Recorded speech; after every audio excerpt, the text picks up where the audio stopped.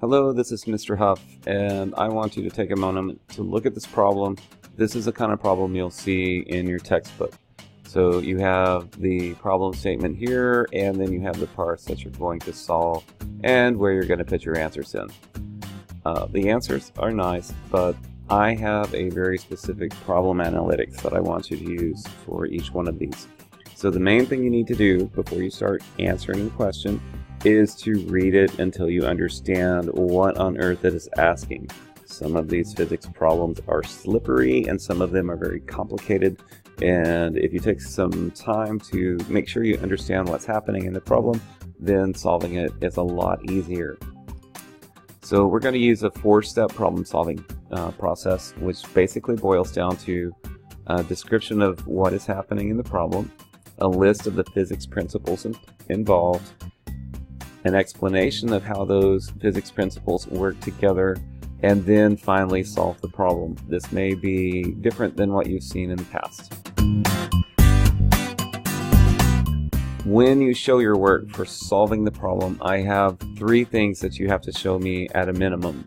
I would also encourage you to include the first step that's optional, but we will probably need to do that if a problem is complicated. So right here, I'm using this not very clever acronym FSA, and then the first step is optional. It's an input. You make a list of what the problem is giving you, stuff you already know, and information that you calculate through the problem. You may come up with a value like a converted value where you went from kilometers per hour to meters per second. It's probably going to be convenient to have that in this list. And again, I strongly recommend this if it's a complicated problem or has multiple pieces. And then the formula, this is where the algebra happens. You have to show me the formula. I encourage you to try to rearrange it to solve for what you're looking for.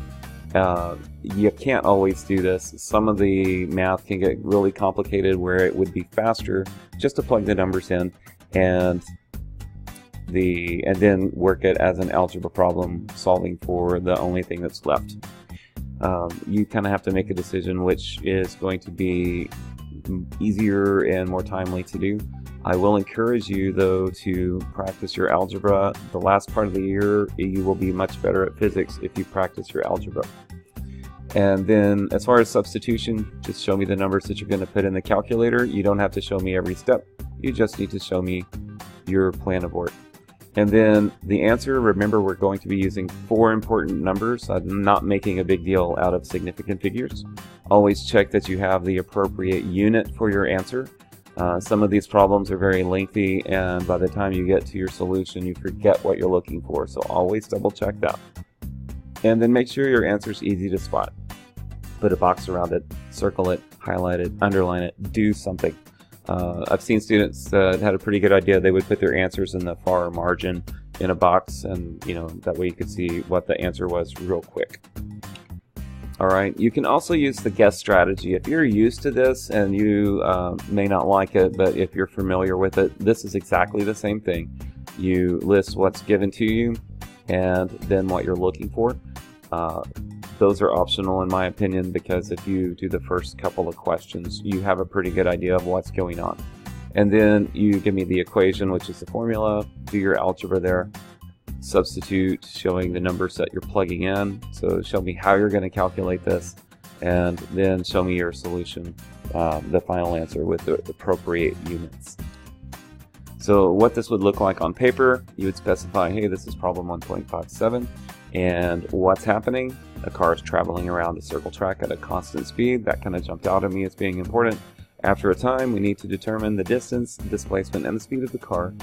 The big ideas here are speed, distance, and displacement. It would have been better to put constant speed, because that is important. And then our explanation of how these 3 work together. If the car travels at constant speed, we can determine the distance and displacement at specific times.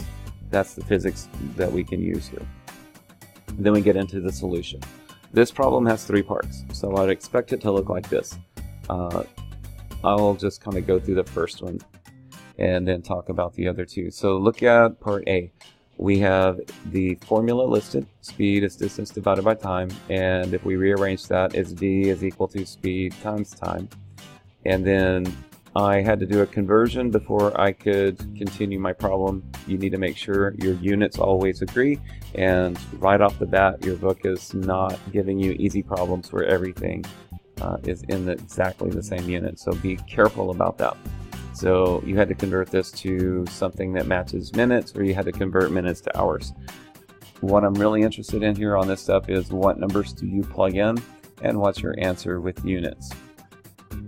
Part B, this one is kind of overkill. We could just read the problem and go, this is 0. You could just put something like the displacement, because it started and ended at the same point, is 0, but this is my example. And then if it's a conversion that you need to do to get to your answer, just state this is a conversion and then show me the work, and then put your answer with the appropriate units. And again, look at this, 4 important numbers. I should have done it better here. Oh well. So right here, 4 important numbers. This is what I typed into the system to show you how it's going to respond. So the first one I put 12.50, I put 0.00, and 2.7.77. So I made a mistake on purpose. Haha. Alright, so when you hit enter or submit the first 2, it doesn't complain at all. You have 12, it just says correct and correct. The last one, because I had an error in it, it says, oh, you made a mistake. You get 6 more tries to get this number right. And then it'll start taking away points. That's really generous, but you can see that it's just a typing error, and that's why they do that. So the next answer, I put in 27.78, showing a little bit of rounding, and that's okay. I'm not going to make a big deal out of that. I'm not making a big deal out of significant figures. And notice how it responds to our answer. It says it is correct, and then says, oh, by the way, your significant figures are not right. It should be 28, not 27.78. So it's going to respond like that. I'm very happy about that. So that's all I have to say about the problem analytics.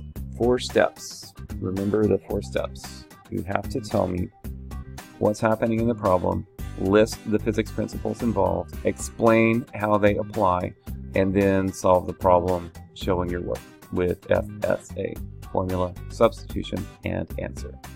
Thank you very much.